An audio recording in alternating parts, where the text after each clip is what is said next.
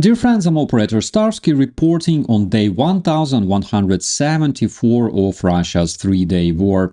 Let's talk about the cringy Russian parade, Putin's press conference, European leaders visiting Kiev, a tribunal for the Russian war criminals, and other topics. My dear friends, this is the Frontline Focus. Let's roll. First of all, let's talk about a new episode of Delusions on Parade, brought to you by the Kremlin's finest fantasy department.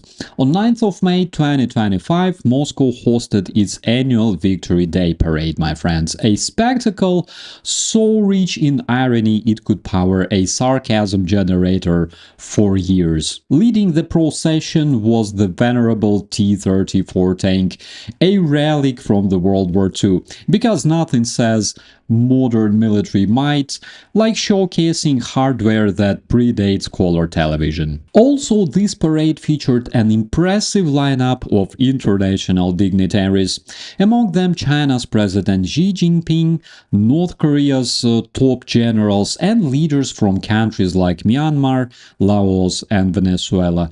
It's so heartwarming to see such a gathering of nations united by their shared commitment to, well, let's just say, alternative governance style. As the parade rolled on with its display of military hardware, one couldn't help but notice the contrast with the realities on the front line, because while Moscow showcased its arsenal on the Red Square, the Russian invaders on the ground in Ukraine keep resorting to using motorcycles, Chinese golf carts, donkeys, and horses for logistical support. You know, perhaps next year, the Russian parade will finally feature a new Russian cavalry division, something like 1st Donkey Logistics Brigade. Luckily, Yakuts were more honest with their local parade, showcasing more or less realistic vehicles and horses used by the Russians in Ukraine.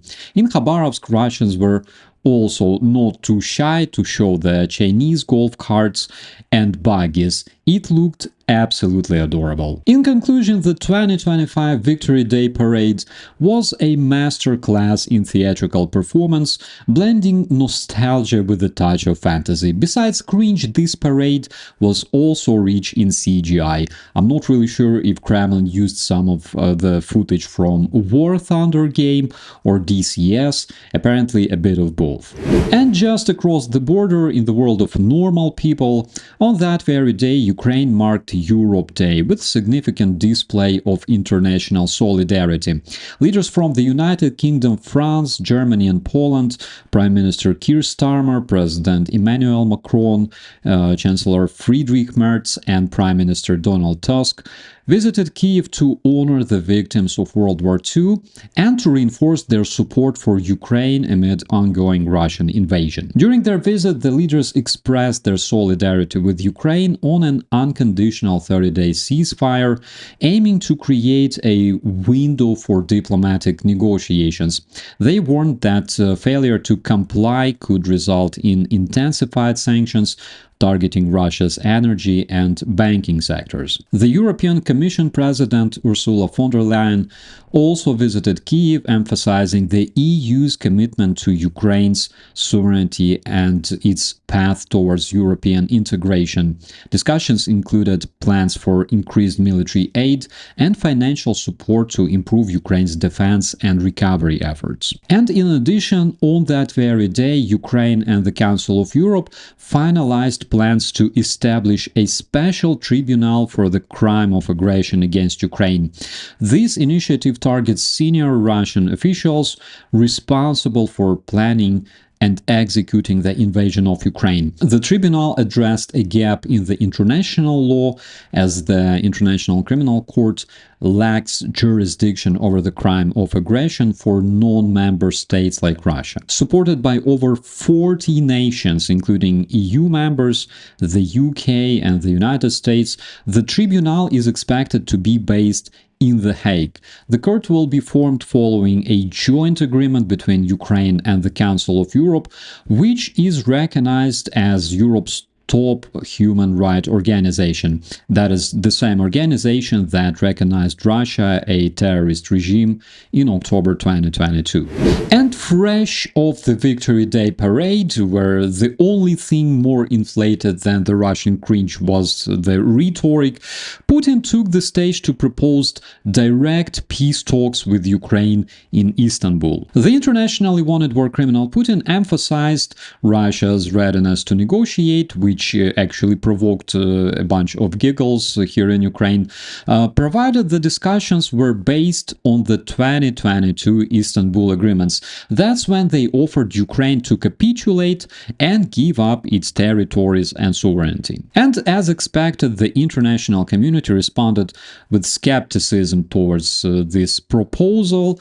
Ukrainian President Volodymyr Zelensky and Western leaders insisted that Russia must first commit to an unconditional 30-day ceasefire before any negotiations proceed. Because let's be honest, you cannot negotiate peace while bombing civilians in Ukraine, which was exactly something that happened that very night because, despite proposing talks, Russia launched over 100 drones at Ukrainian cities. Additionally, Putin made this very much Freudist mistake when he started talking about Ukraine using this 30-day ceasefire to prepare their defense positions on their own territory, by the way. It's like, as if Putin tried to say, we cannot let Ukraine have such a long pause because it will be much harder for us to try to kill them later, which basically underscores everything you wanted to know about Putin and his peace. The only guy who was sincerely and childishly happy about it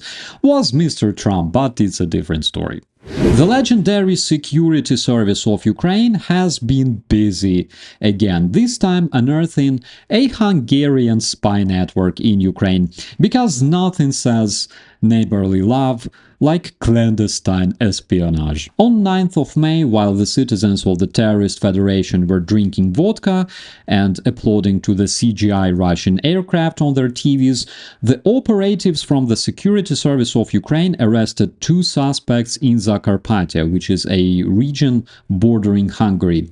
Turned out these individuals were collecting sensitive military information, possibly to support future Hungarian actions in Ukraine's western region. The SBU identified the ringleader as a Hungarian military intelligence officer.